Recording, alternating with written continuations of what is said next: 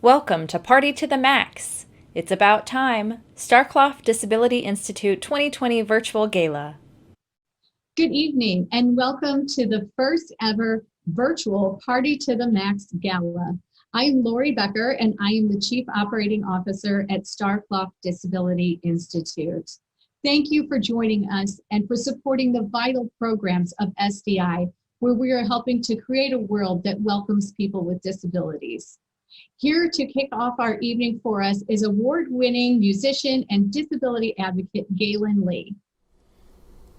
Hello everyone, and welcome to Party to the Max. It's About Time, a virtual gala benefiting the programs of the Starkloff Disability Institute. I am Galen Lee, and I'm a violinist and songwriter from Duluth, Minnesota. I'm a small Caucasian woman with dark brown hair, which is about shoulder length, pulled up into two small buns on either side of my head. I am wearing a purple flower feather clip on the right side of my hair. I'm wearing a green peacock colored dress this evening, and I am seated in my electric wheelchair in front of a big picture window with pine trees and birch trees and a wooden fence behind me. I'm holding my violin, which I am excited to perform for you tonight. I will be playing a mix of original songs and an improvisational tune and a couple cover tunes. I use a looping pedal, which is a recording device that sits with me in my wheelchair and records what I play live, so I can layer different takes of the violin on top of each other. So it'll sound like there are many of me playing, even though it really is just one violinist. The theme this evening is It's About Time, a celebration of the 30th anniversary of the Americans with Disabilities Act. Tonight, Judy Heumann is being honored with the Max J. Starkloff Lifetime Achievement Award. And in case you weren't aware, Starkloff Disability Institute's mission is to create a world that welcomes people with disabilities. I am honored to be involved in this event that celebrates their great work, and I hope that you enjoy this music.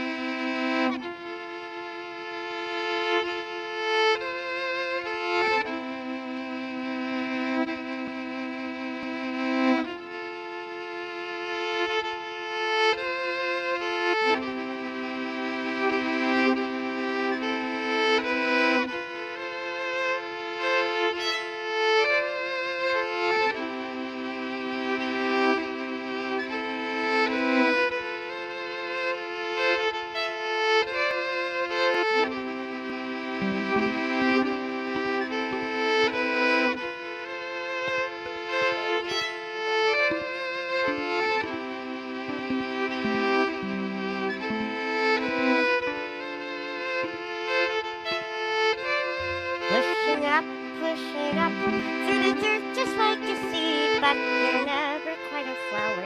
You feel more just like a weed.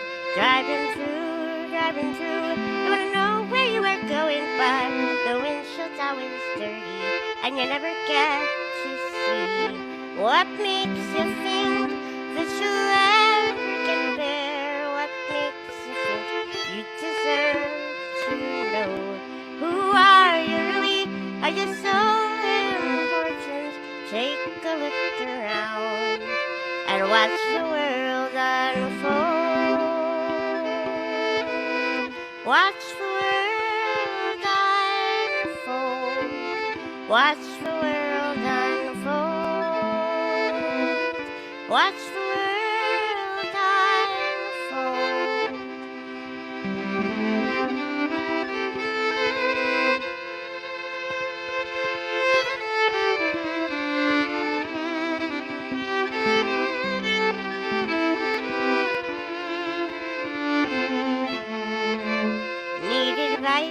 Need advice, You have no clue what you're doing. Moral compass it is spinning, an identity unhinged. Where to turn, where to turn? There are no opinions, and they're all a little different, and the outlook's getting dim. What makes you think that you'll ever get there? What makes you think you deserve to know? Who are you really? Are you so important? Take a look around and watch the world unfold. Watch the world unfold. Watch the world unfold. Watch the world unfold.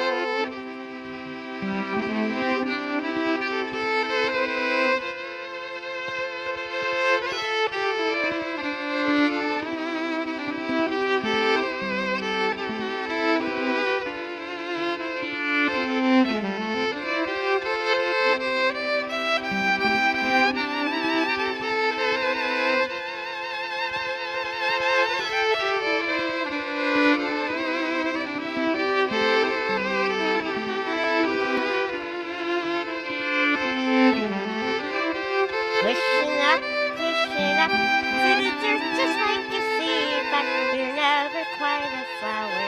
You grow more just like a weed. Party to the Max. It's about time. Starkloff Disability Institute 2020 Virtual Gala. Thank you to our sponsors. Landmark sponsor, Centene Charitable Foundation. Justice sponsors, Mrs. Trent Phelps, Mrs. Harriet Fellman, Express Scripts. Opportunity sponsors, Boeing, Enterprise Holdings, Nestle Purina, Regions, Permobile.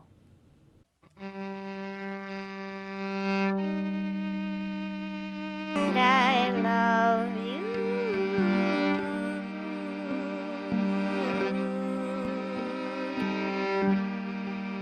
And I love you.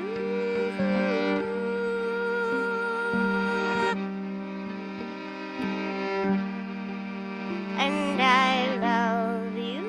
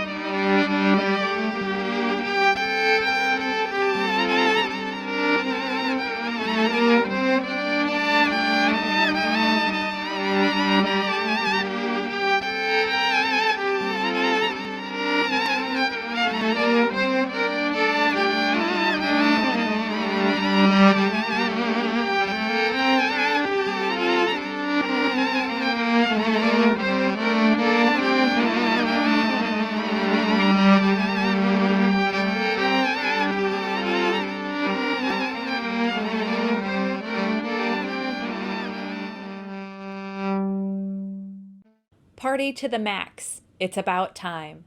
Starkloff Disability Institute 2020 Virtual Gala. Bob Costas will be starting the program in about 15 minutes. Thank you for joining us.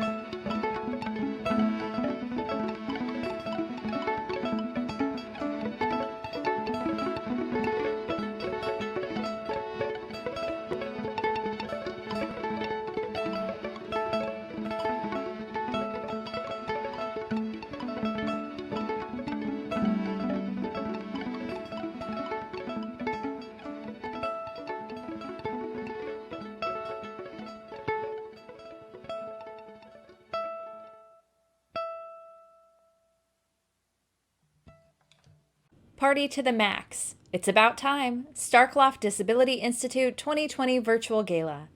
Did you get dressed up? Are you relaxing in your pajamas?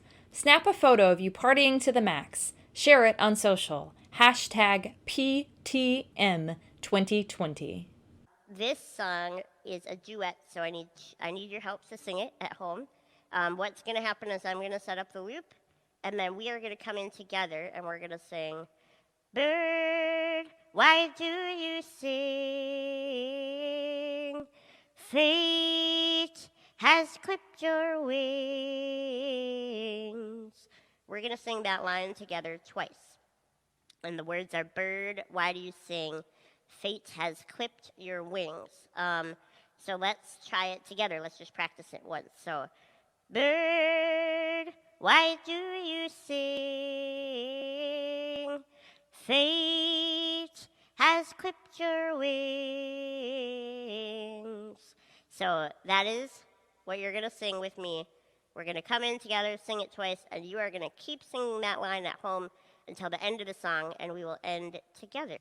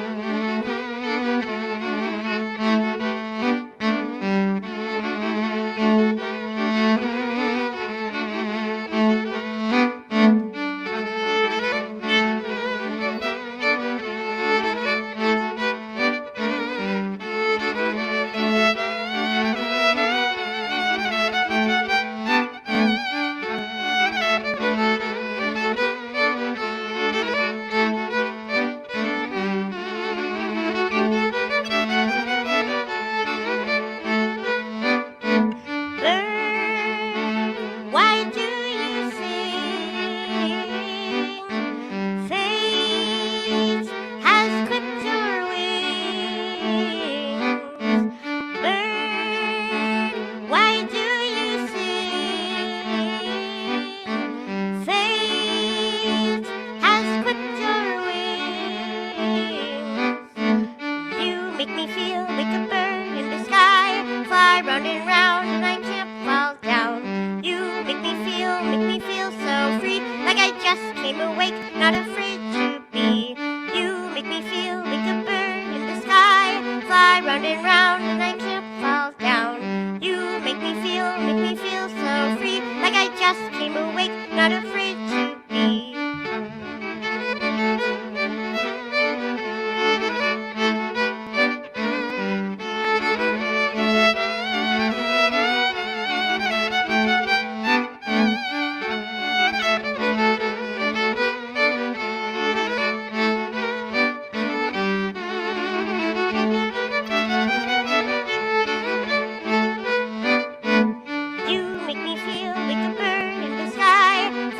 Round and I can't fall down. You make me feel so free, like I just came awake, not afraid to be.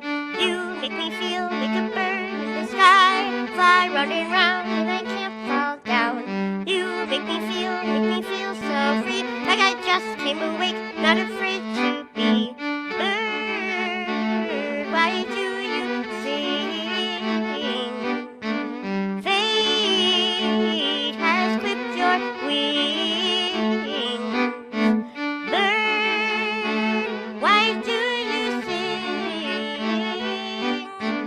Fate has clipped your wings. Party to the Max. It's about time. Starkloff Disability Institute 2020 Virtual Gala. Bob Costas will be starting the program in about 5 minutes. Thank you for joining us.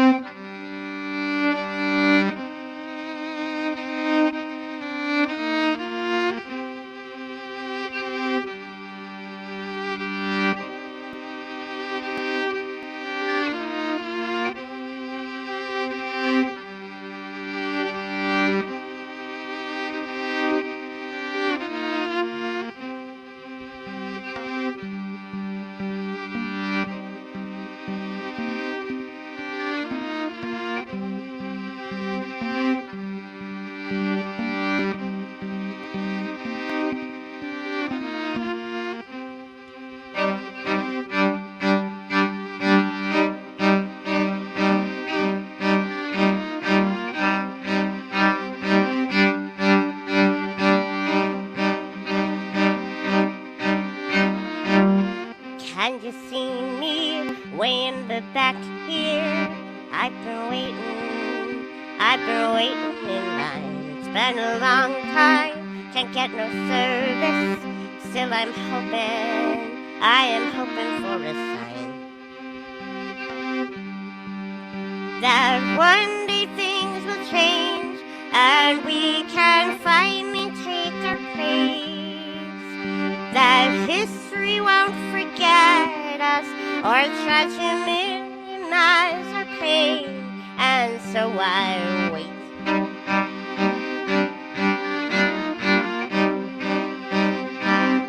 And so I wait.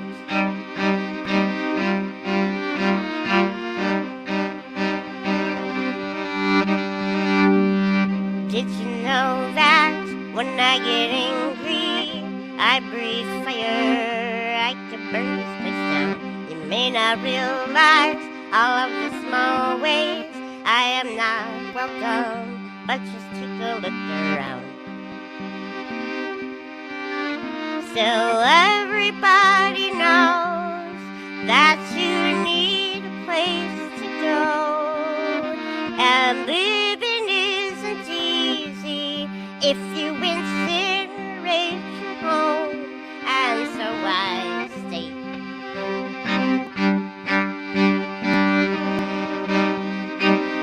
And so I stay.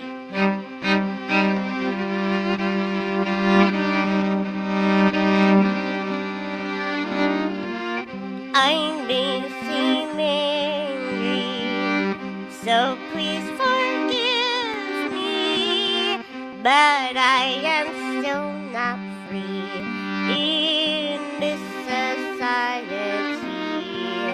How long must we keep fighting for our right to be living?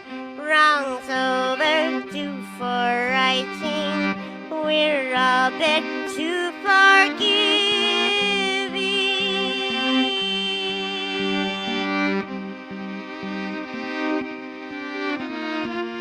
So if you hear them make claims of progress, take a good look and see who isn't fair. We need a seat now at the table, so please invite us, or don't pretend to care. Party to the Max. It's about time. Starkloff Disability Institute 2020 Virtual Gala. Did you get dressed up? Are you relaxing in your pajamas? Snap a photo of you partying to the max. Share it on social. Hashtag PTM2020.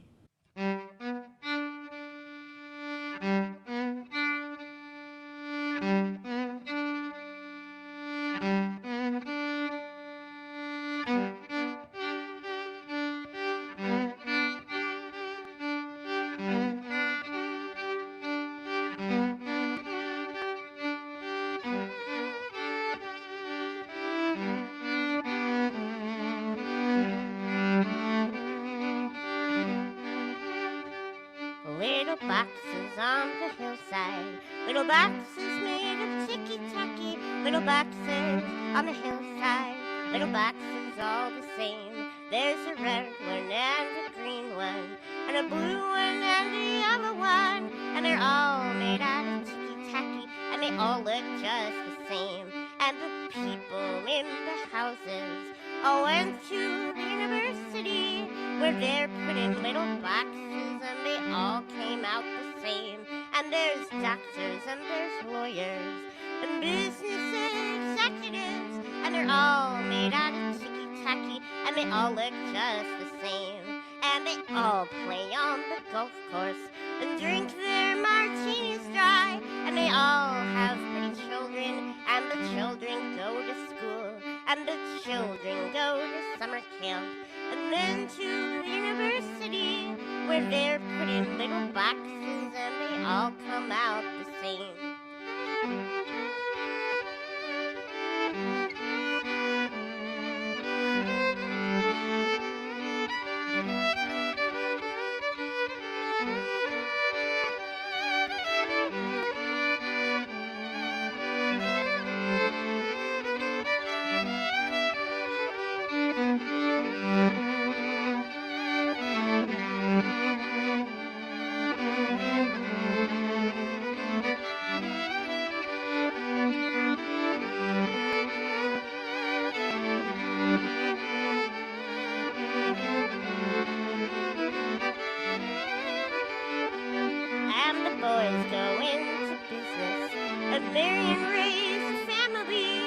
black things made of ticky-tacky, and they all look just the same. There's a red one and a blue one, and a pink one and a yellow one, and they're all made out of ticky-tacky, and they all look just the same. Grab your snacks and drinks. It's time to party to the max. Starkloff Disability Institute 2020 Virtual Gala. 3, 2, 1. Hi, I'm Bob Costas. Happy to be a part of this virtual edition of Party to the Max. The subtitle this year, It's About Time, because after all, this year marks the 30th anniversary of the Americans with Disabilities Act. The late Max Starkloff, who was an inspiration to all of us, and I know that many of you watching were personally familiar with Max and his work. Max was a hero of the disability community and really an American hero, because the work that people like he and Judy Heumann, whom we'll say hello to a bit later on, the work that they have done, the work Colleen Starkloff has done with the Starkloff Disability Institute carrying Max's work forward, that's to the benefit not only of people with disabilities, but to the benefit of all Americans in one way or another, because the more inclusive and the fairer our society is, then in one sense or another, all of us benefit. Our goal tonight is to raise $25,000 in support of SDI's various programs, the Career Academy, the programs for young people with disabilities, working on not only access and enabling them, but their own sense of themselves. To find out more about that, at any time, you can go to starkloff.org and find out about the array of programs that the Starkloff Disability Institute is involved in. And also this evening, in order to make a pledge, you can do it online, you can do it by text, you can do it by calling a 1-800 number. That information is appearing on your screen now and will appear throughout the evening.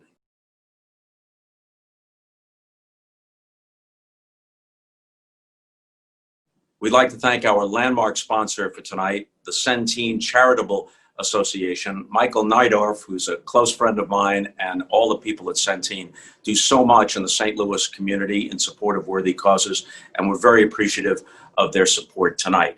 Steve Degnan is the chair of the SDI Board of Directors. Let's hear from Steve right now. Steve? Thanks, Bob. Good evening, ladies and gentlemen. It's a pleasure to welcome you to Party to the Max. It's about time. My name is Steve Degnan, and as Bob noted, I'm the board chair of Starkloff Disability Institute, the organization behind the vital work that we're all here to support tonight.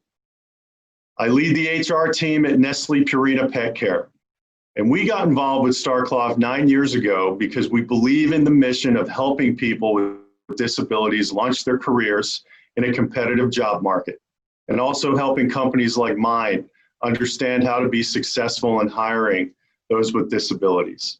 Since then, SDI has expanded their programming to build a pipeline of career success for people with disabilities starting in high school, continuing through college, and as professionals in the workforce. SDI's innovative programs are transforming the lives of people with disabilities in our whole community. Final thought, it's your generous financial support that makes these programs possible. Thank you for your belief in our mission and continuing the legacy of our founder, Max Starkloff. Thank you, Steve. And now let's hear from some special guests to tell us more about the difference the SDI programs are making, not only in St. Louis, but around the country. Kayla Crum, Hulu's Everything's Gonna Be Okay. It's important for young people with disabilities to feel empowered to strive for their wildest dreams. Too often, people count us out and assume we're less capable than we really are. Kobe Bird. Starkloff's Dream Big program strives to instill college and technical school-bound youth with the confidence to explore different career paths, and to teach an understanding of the steps necessary to successfully live independently. This next video showcases one of the program participants. Dream big. My name's Jordan Moore, aka JJ, and I'm in 11th grade. JJ punches and turns. So a dream is a aspiration or goal that you have for something in the future. One of the things that I like to do is karate. I've been doing it for the past 10 years, and I'm currently working on my black belt. I love to play the piano because it's fun, it's interactive, and it's great for the brain. JJ sits at a piano. I was diagnosed with autism when I was 6 years old, and I didn't really understand it, but over time I started to educate myself more on the matter, and it just makes me unique. He walks a small dog. Dream Big is this program that teaches students with disabilities about different job opportunities and companies, along with different life skills.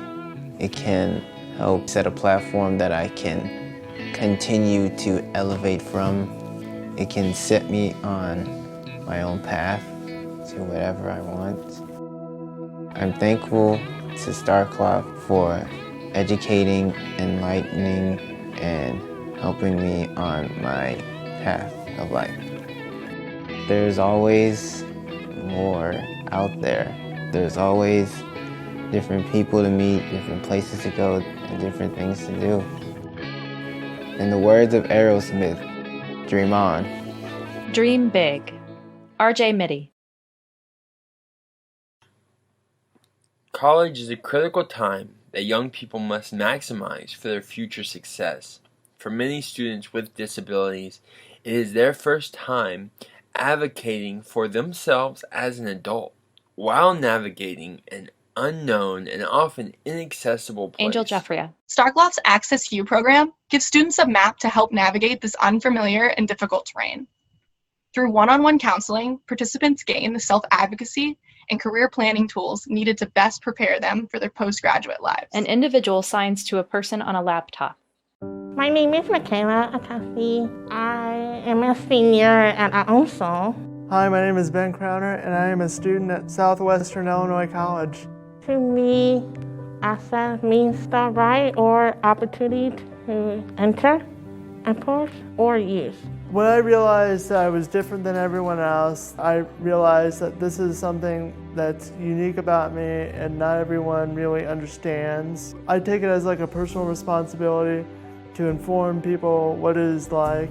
SU is a program that helps high school students and college students with disability to prepare for careers. I think without programs like Access U, I think it would be much more difficult for students with disabilities to know what their options are. Sometimes I get really frustrated when I get an interview and they will be asking questions towards my disability, not my skills. SU able to give me some advice is how I do it, to able to not make my disability as a negative, to make it more positive. The fact that I found this particular program really helps with my self-esteem, and it's really motivating. It makes me feel that there's a place that they can get me to that will get me my dream career. Starkloff is getting me into like the big leagues. Ben traverses a sidewalk in his wheelchair. Access U. Daryl Chill Mitchell. Meaningful employment as an adult with a disability is a road often riddled with speed bumps. Physical, digital, attitudinal barriers exist in hiring, accommodating, and promoting very qualified candidates. The workplace is better when everybody is fully included. Nicole Evans. Starkloff's Career Academy is a community of professionals with disabilities who empower others as they share knowledge and resources about career seeking. Through their capstone course and one-on-one career coaching, this program is helping build a pipeline for adults with disabilities to find competitive and meaningful employment. My name is Patricia O'Brien. I'm the Career Services Manager at Covenant House of Missouri. A career is something that you're passionate about. You don't just do it because of the paycheck, you do it because you want to do it. So outside of work, things I really enjoy, I just really enjoy socializing, going to dinner with friends and things like that. And then so my son is a really good baseball player, and he has his practices and his games, and it's fun taking him to those and watching him compete. It's just really a joy to watch him. When I started working with Starkloff, my anxiety and my depression were overwhelming to me, and I wasn't functioning. It was also a time when I was coming to terms with the abuse I experienced growing up. Starkloff just met me where I was at, and they taught me that I was still valuable, and they taught me to value my skills. They taught me confidence again. And so I started seeing my anxiety and my depression as a superpower because I have a lot of compassion for the young people I work with. I know what it's like to feel down and out, and I know what it's like to feel unloved and unlovable and unwanted, which is the experience of a lot of our young people here at Covenant House. That was a big way that Starkloff helped me. And I thought maybe I can get a job where I can give back to other young people who are being abused and protect them. Most rewarding thing is watching the young people that work with us get started in their careers. Starkloff got me qualified to do this job. Starkloff taught me to see value in myself so that I could teach those skills to my young people, and then I could teach them to see value in themselves as well. Starkloff Career Academy Capstone Course. Bob Costas sits in his kitchen. You know, by supporting the Starkloff Disability Institute, you're not only supporting their extensive programs in St. Louis and in the region, but as we've mentioned before, the effect of these programs is widespread. And here are some faces and names you'll recognize to weigh in on that. Hi, my name is John Tucker from the hit TV show Born This Way. I'm actor Kevin Valdez. I'm actor Daryl Chill Mitchell. I'm actor Angel Jafria. I'm Nick Novicki, an actor, comedian, producer, and the founder and director of the Easter Sales Disability Film Challenge. I'm actor and singer-songwriter Austin P. McKenzie. I'm Anita Hollander, National Chair of SAG-AFTRA Performers with Disabilities. I'm Kobe Bird, and I am an actor with autism. I'm actor and disability rights activist Danny Woodburn. Hi, I'm Paul Reiser, and I'm delighted to be part of this year's Starkloff Disability Institute Gala and to help celebrate the lifetime of achievements of disability activist Judy Heumann. For years, organizations like Starkloff have recognized the importance of including people with disabilities in all facets of society and have helped push forward a narrative of inclusion. This year, we celebrate the 30th year anniversary of the American with Disabilities Act, a landmark civil rights law that continues to be crucial in the fight against discrimination of people with disabilities.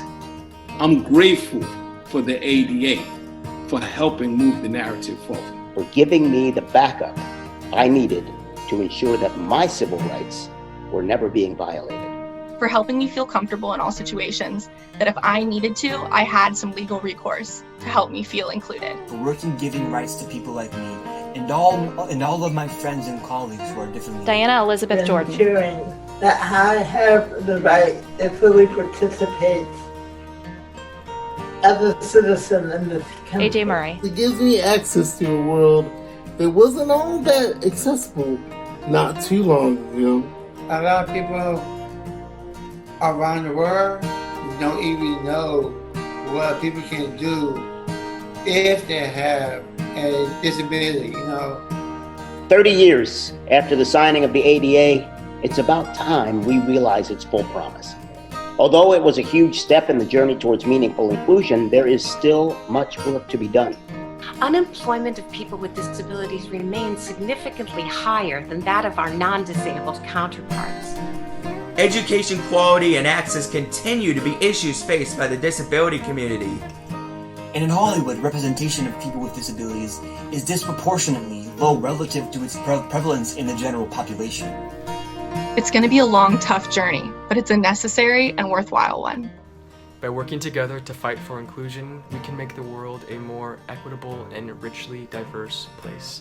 I'm working hard to fight against injustices faced by the disability community. And by supporting the Starkloff Disability Institute, you will be too. Thanks.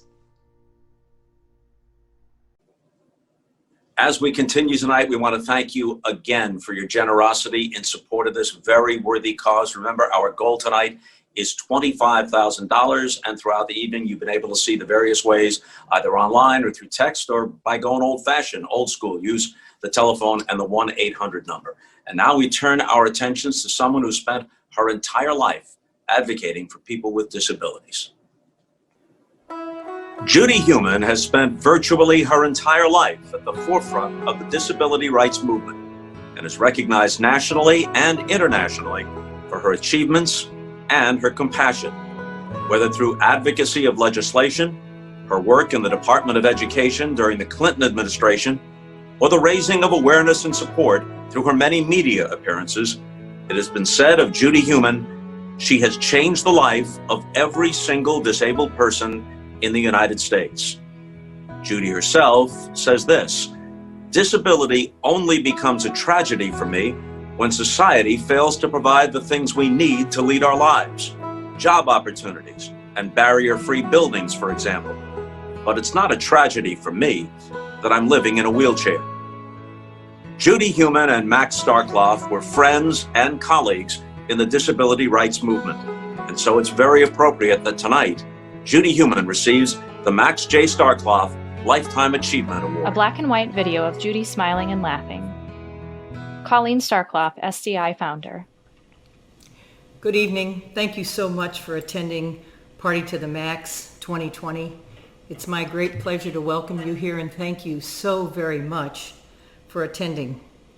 Your participation here and your support enables the programs of the Starkloff Disability Institute to empower people with disabilities to achieve economic independence through employment.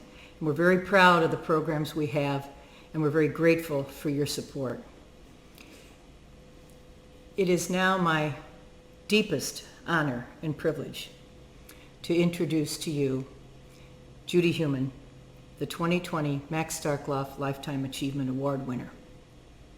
Max and I first met Judy in the early 70s when all of us who were fed up and tired of institutionalization, discrimination, oppression toward people with disabilities and just taking care of us instead of letting us take care of ourselves. We all across the country found ourselves, and one of the first people we found was Judy Heumann. It was a pleasure to meet this young, feisty advocate zipping around in her power wheelchair, telling everybody what to do, and looking for collaboration and support among other people around the country so that all of us could prepare a dream of a new nation, welcoming people with disabilities as rightful citizens. And I got to tell you, back then, we were so young, we didn't know how hard this would be to create a disability rights movement that eventually has led to not only changing this nation, but the entire world. And right at the center of that is Judy Heumann. Judy grew up with polio. She understood impression. She understood, if you read her book, Being Human, an unrepentant memoir of a disability rights activist, her story is very compelling. She's also the star of Crip Camp, a new film that came out on Netflix in January and opened it in Sundance to rave reviews and great sense of pride. Judy has traveled the world. She's traveled the country. I've traveled with her on some occasions. I sat with her when she met with the American ambassador to Vienna and talked very eloquently and very passionately about the importance of integrating children with disabilities into regular schools, and that was in 1989. She's a fighter, she's an achiever, and she's a hero. Before I give you this award, Judy, I want to tell you about this award. There's a painting on the front of it. It was painted by Max. It is patterned after the myth of Sisyphus. Sisyphus was damned to the lower world for something he'd done that displeased the gods, and his punishment was to continue pushing a huge rock up a hill. And as soon as it got to the top, it fell back down, and he was relegated to having to push it up again. Max really related with that because, as you know, our efforts to change how people view people with disabilities and emancipate our people has been an uphill climb. And Judy, you have been one of the top leaders in that uphill climb, and I can't thank you enough. Judy, in my opinion, you are the most influential disability rights leader in the world today. And it is my honor and privilege to give you the 2020 Max Starkloff Lifetime Achievement Award. I love you. Lead on. Colleen holds up both hands in the American Sign Language sign for I love you with the thumb, index, and little finger extended. I'm very excited. Judy sits next to her husband. Let's open it up. He lifts the lid from a box and she peers down at the award, which he lifts out. Okay. It's about 8 inches square and an inch thick. One side is clear with an engraving. The other side is the painting. Be careful. It's very, very, very heavy. It's really beautiful. Very heavy. He passes it to her. Wow. I love this. I'm so honored. I love the fact that you put one of Max's paintings on this. I always loved the painting that he made when I would go visit. And we will put this prominently in our home. Thank you very much. Today, the day we're filming this, is Max's birthday. And Max and Colleen were our friends for many years, and they were all in our wedding party. So actually, every August, we think of them. Thank you very much. On the left side of the award is the painting in a black frame. Below is the title, Man and His Rock, and shows a bald man with his shoulder pushed against a large gray rock. Judy, your personal story is remarkable, quite apart from what you've been able to accomplish for Americans with disabilities. Your personal story begins with you contracting polio. Tell us about what happened when your parents tried to enroll you in kindergarten. So I had polio in 1949. I was 18 months old, and my mother took me to school, pushed my wheelchair to the school, pulled my wheelchair up the steps, and the principal wouldn't enroll me because he said I was a fire hazard. So I was a fire hazard. A fire hazard because a wheelchair might be difficult to get out of the classroom and out of the building if a fire broke out? Was that the reasoning? I presume so. But the Board of Ed, they told my mother, would send a teacher to my house, which they did for 2.5 hours a week. So, yeah, so until the middle of the 4th grade, I was getting 2.5 hours a week of education. Obviously, all parents, or virtually all parents, love their children, but we're all product to a certain extent of our time and place. Not many parents in that time and in that place would have been such fierce advocates for their child as your parents apparently were. I think really at that time, there were more and more parents that were becoming stronger advocates. I know, for example, in New York City, United Cerebral Palsy was doing a lot of work on getting kids with cerebral palsy into school. And actually, the first classes that I finally did get to go to had all children with cerebral palsy. And I was the first kid with polio in those classes.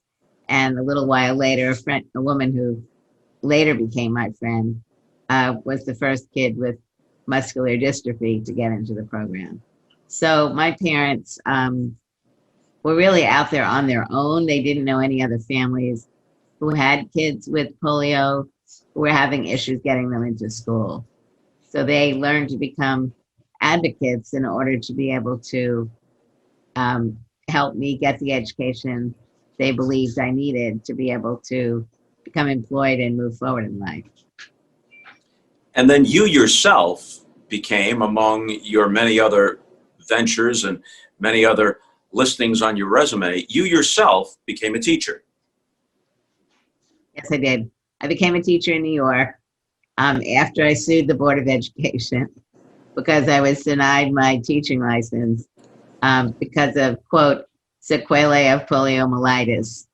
I was unable to walk because of polio, and therefore they denied me my license.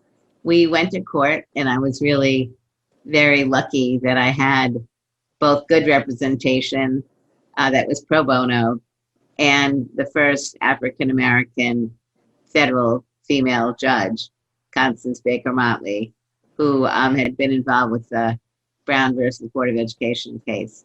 And she basically encouraged the Board of Ed to do another exam. And then I taught for 3 years in elementary school in Brooklyn. So you're teaching elementary school in Brooklyn. How receptive were your students at that time and their parents?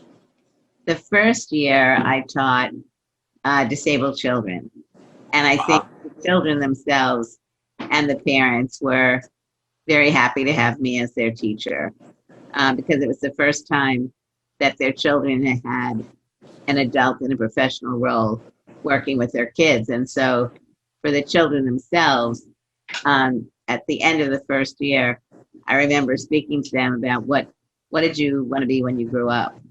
And so many of them said they wanted to be a teacher, that I was laughing, and I said, it's great that you like to be a teacher, but there are many other jobs out there, and I encourage you to look at other jobs in addition to teaching that you may want to pursue. When I taught the non-disabled children, I don't think there were really, for most of the parents, there was not an issue, but I remember one child coming in December and saying to me that her mother said to wish her sick teacher a happy holiday. And I remember saying to her, tell your mother thank you very much, and I hope she has a happy holiday, and tell her that I'm not sick. But so I think this is in the 70s, and using a wheelchair was equal to being sick. But I think they ultimately accepted me.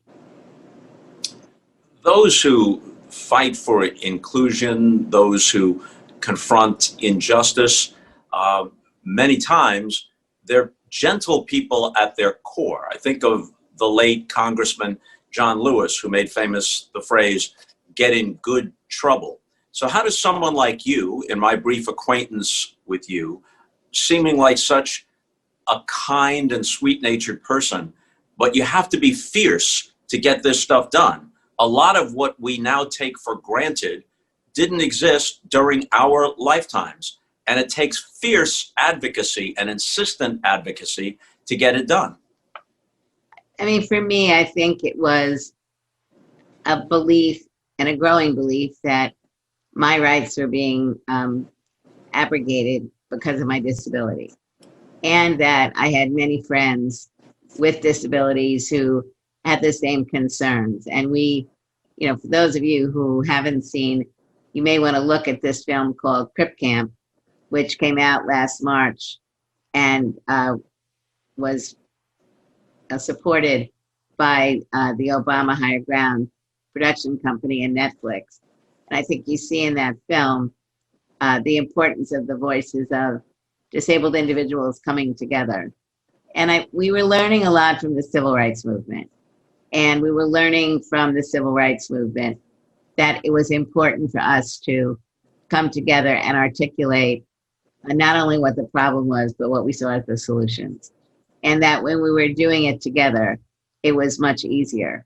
So, I mean, really, Max Starkloff and Colleen are two examples of what can be done when people really come together and fight for rights. And when you think about Max, he lived in a nursing home after he had his injury.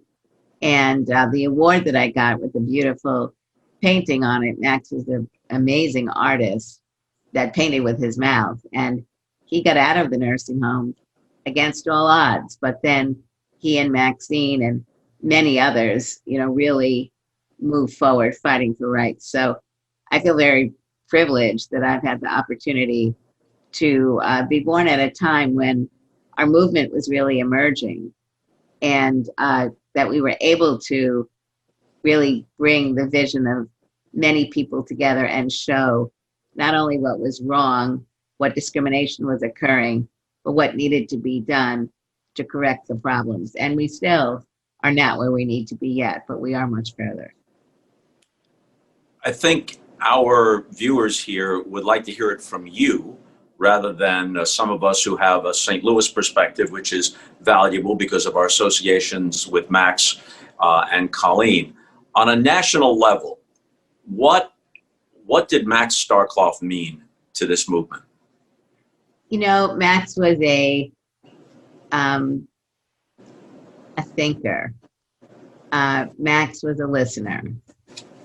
Max was driven in his very calm isn't the right word, but he had this disposition where he could work with many different types of people.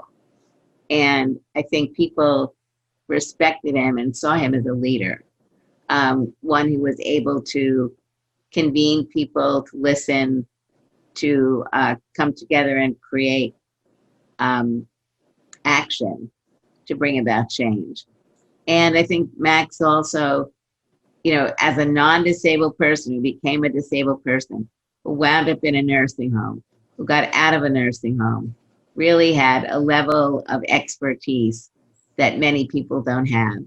And so I also think that people look to him and Colleen as someone with a great deal of experience, and that he was able, in spite of a system around him that was really not there to support him, that he and Colleen and others really were able to begin to create an atmosphere, an opportunity where legislators and others needed to really look at correcting the wrongs.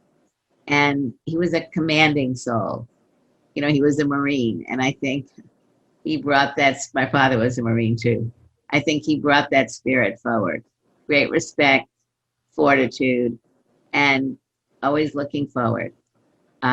We would have great conversations on the deck of their, Max and Colleen's home at Innsbruck, kind of ruminating on where we had been and why it was taking us so long to move forward, and really looking at what are some of the causes of people believing that disabled people are not equal to non-disabled people.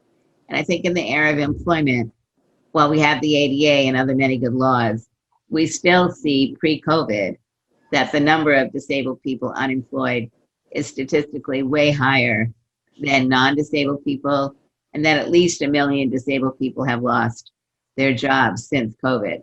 So employment, I think, which is a incredibly important issue for all people in this country and around the world, is really something that must be continually focused on more. So it seems, Judy, that you've answered at least a portion of my next question, which is this.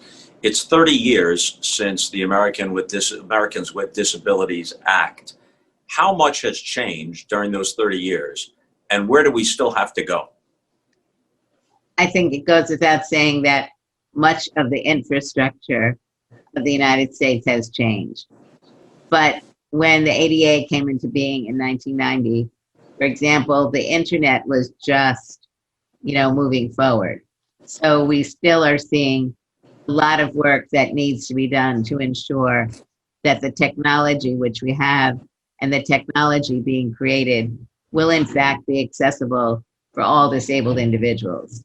And also issues that, we're hearing more about now, ability to connect to the internet in general, because there are parts of the United States, even in major cities, where people can't even get the basics to get online.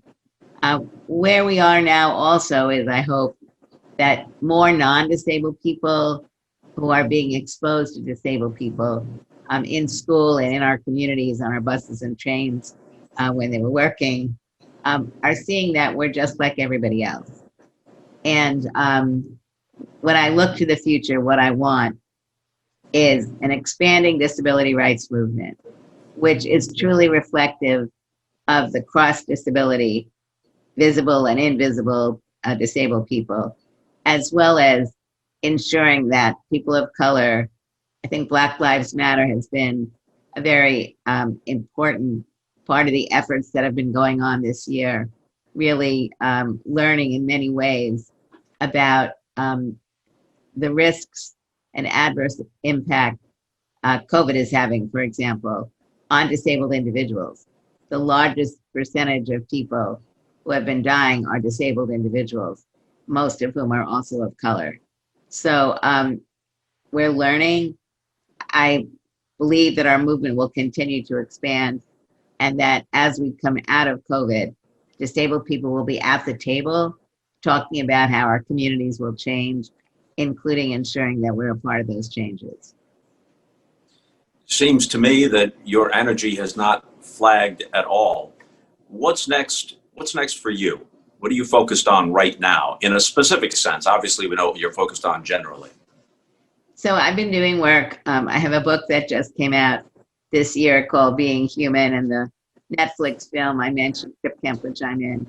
The title almost writes itself, right? Being Sorry? human. Yes, yes. But I'm also doing more work in media and communication. I'm working on a project called Disability Media Alliance Project with a group called Dread in California, helping to bring the voices of disabled journalists, people in advertising, behind and in front of the camera for TV and other forms of films, and really getting the industries themselves to recognize that we need to be looking at disabled people as meaningful parts of our community. You know, one issue, the Olympics and Paralympics will be coming up, and having worked for the State Department and traveled quite a bit, and I was in London during the games in 2012. The media coverage, for example, of the Paralympics in London was amazing. They covered the Paralympics just like they covered the Olympics. They were live and on and on. You might have seen that. We still are not there. And I really do believe that the presence of disabled people in everyday life activities will have the most powerful impact on the community at large, both non-disabled people and those with disabilities who either don't know they have a disability or are afraid of disclosing. So people with depression or anxiety or bipolar or lupus or cancer or many other types of invisible disabilities who are covered by the law, but most importantly, the ability not to be ashamed of who you are, and the ability for the general society not to feel that if you have a disability, you're a lesser person. A disability is a natural part of life. And I think, you know, one of the important parts about Max was he really embodied going from being a non-disabled person to being a disabled person. And yet, you know, he would talk about how people did not view him as the same person. And I think many of us, including me, are always having to feel like we have to allow people to see that we are as valuable and good as they are. And then if you have, if you're poor, if you're Black or Latino, the likelihood of even facing more discrimination is very there. So I think we have a lot to do. I think the disability community has a lot to learn and to teach. And I'm very proud that I've been able to be an active part of this movement, both here and around the world. Judy, congratulations on this evening's honor, and our thanks to you for all your lifelong work. Be well, and we look forward to seeing you in person sometime soon. And thank you for all the great work you do, Bob. Thank you, Judy. Thank you. Austin McKenzie signs. Dear Judy. Dear Judy. Dear Judy. Hey, Judy. Dear Judy.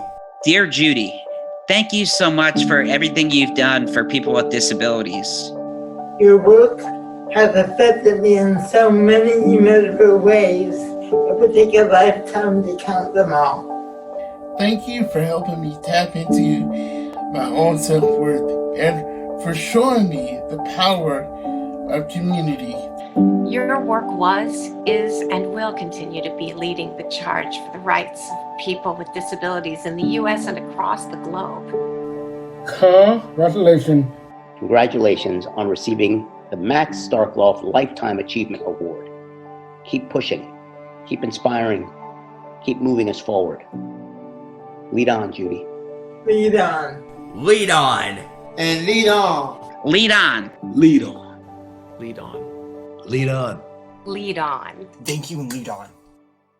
Go, Judy. Go, Judy. Go, Judy. Go, go. Lori Becker, SCI Chief Operating Officer. Thank you, Judy, for your life's work advocating for yourself and other people with disabilities. We are so proud to honor you tonight. And we would also like to thank our sponsors. They are supporting the work that we do every day at the Starkloff Disability Institute to create a world that welcomes people with disabilities. Thank you to our landmark sponsor, the Centene Charitable Foundation. Our justice sponsors, Mrs. Harriet Fellman, Mrs. Trent Phelps, and Express Scripts. And thank you to our opportunity sponsors, Boeing, Enterprise Holdings, Nestle Purina, Permobile, and Regions Bank. Thank you everyone for your incredible generosity tonight. The phone lines will remain open for another 24 hours to help us reach our goal, and it is not too late to give. And once again, here's Bob Costas to close the evening for us. Well, we've just about reached the conclusion of this virtual edition of Party to the Max. It's about time, and we all know it is.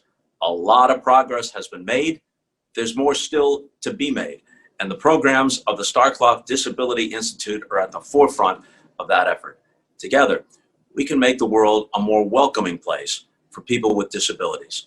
Thanks for your generosity tonight. Be well. Good night, everyone.